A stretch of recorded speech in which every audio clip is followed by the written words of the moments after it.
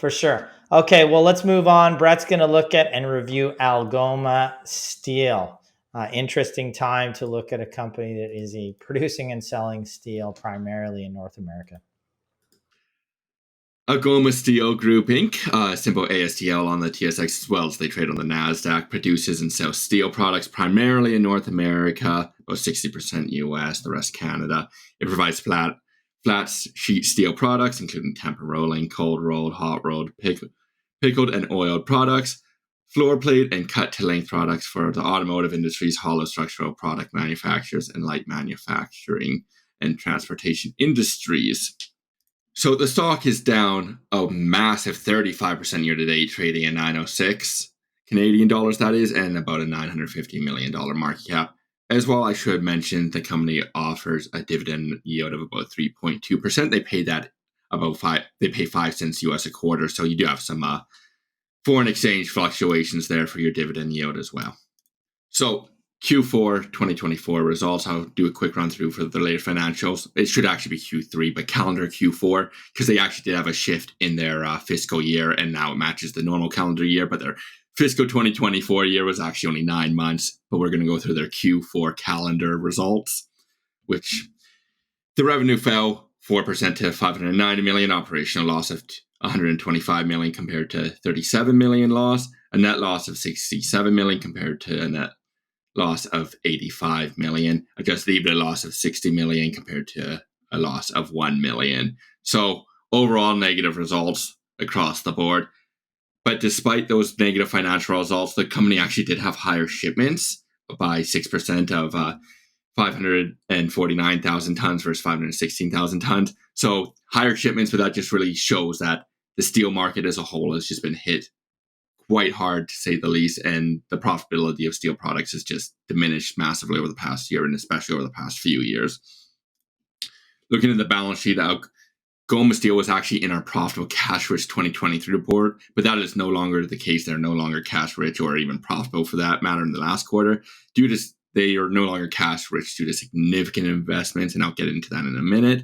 Algoma, they're now in a net debt position of 390 million Canadian. This is a moderately strong balance sheet still for them having such significant investments made over the past few years. And they've previously actually been in a net debt position prior to the steel price boom in 2021. This will be a concern if we do see a very prolonged weakness in the steel industry, then the debt and interest payments will start to really hurt them. But at this time, it's still actually quite a strong balance sheet considering how significant investments they've made over the past few years.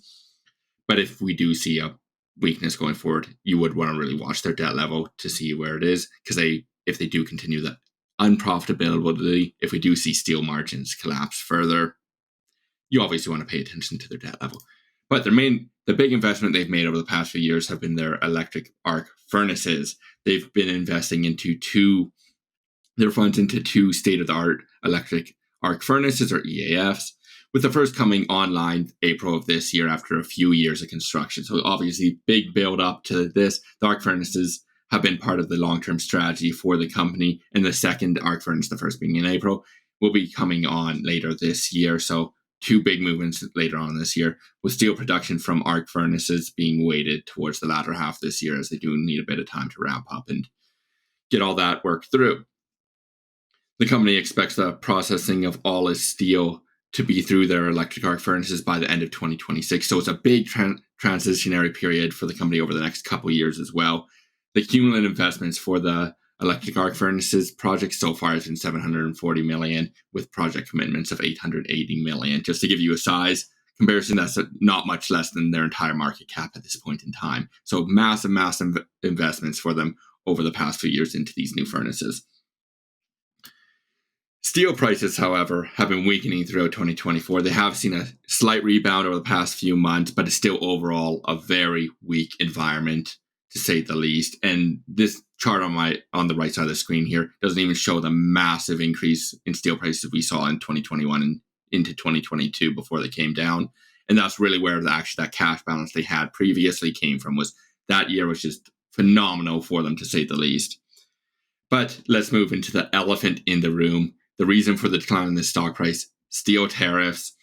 for the 9-month period, that's the fiscal year in a sense, 60% of the shipments went to the US. So tariffs will directly impact the company, as well as the steel industry as a whole will be negatively impacted during a general economic downturn. Steel primarily used construction, capex, your steel plate for military ship usage, things like that. When you have an economic downturn, normally you're not putting significant capital expenditure into those projects. You'll see just generally less. You'll see weaker steel demand overall. And at the time of the recording, the US has a global 25% tariff on steel, and then had previously announced an additional 25% against Canada, but was quickly reversed. Thanks, Doug Ford. But that changed very quick, and we'll see if that changes by the time this is posted tomorrow or the time you're watching this video. Very likely to change. But general customer and general economic uncertainty and tariff uncertainty impacts customer demand as well, as businesses just don't want to commit that significant capex when one day it might cost 50% more than the next month might be removed. You just don't know. And it is hard to commit to hundreds of millions or potentially billion-dollar projects when you don't know these pricing dynamics. Uncertainty just in general hurts demand. Whether or not things don't change in the long run, uncertainty will hurt demand in the short term and midterm until there's that clear line of sight. And we just don't have that right now.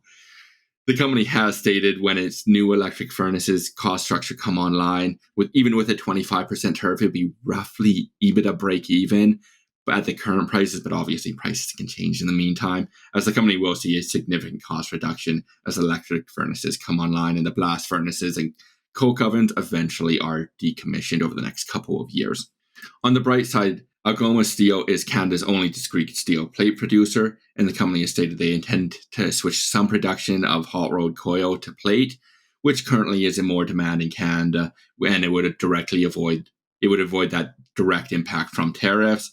Canadian plate pricing was trading at a premium compared to hot rolled steel in the last quarter, and the company expects a production of plate to be an annual run rate of about 650,000 tons at this time. So we'll see how that shifts over the next year, whether or not they do shift production to avoid tariffs or if that premium does last. And that really depends on how the supply chain switch, but they were previously seeing that premium intact in Canada. So I would expect that going forward as well.